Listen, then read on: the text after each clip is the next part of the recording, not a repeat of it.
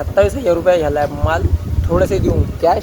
Hello Patil लोक, welcome to my new blog. मागच्या blog मध्ये पाहिल्या तुम्ही ना, आपण भरले वाडीमधून टरबूज. आता आपल्याला या टालीमधून आपल्या गाडीमध्ये लोड करायचे टरबूज. टरबूज कसा आहे ते सांगा कमेंट मध्ये. आता बाकीचे जाऊ द्या, आता बस थोड्या वेळामध्ये गाडी झाली आहे लोड. म्हणजे इथं माल भरायचा होता आपल्याला 3 टन, तर 3 टन आपल्या हिशोबाने झाला होता. तशी तर गाडीची पासिंग आहे फक्त 1700 किलोची, म्हणजे 1700 किलो नेना पडते या गाडीमध्ये. पण आपण नेऊन राहिलो 3000 किलो. आता पाहून सामने 3000 किलो होते का 3,500 किलो होते. खाली गाडीच्या वजन आहे 2010 किलो. आता ते 2010 किलो काटून सेंग किती किलो भरते हे पाहून आता धरम काट्यावर. 5470 किलो वजन भरला, म्हणजे 3460 किलो वजन भरला टरबुजाच्या.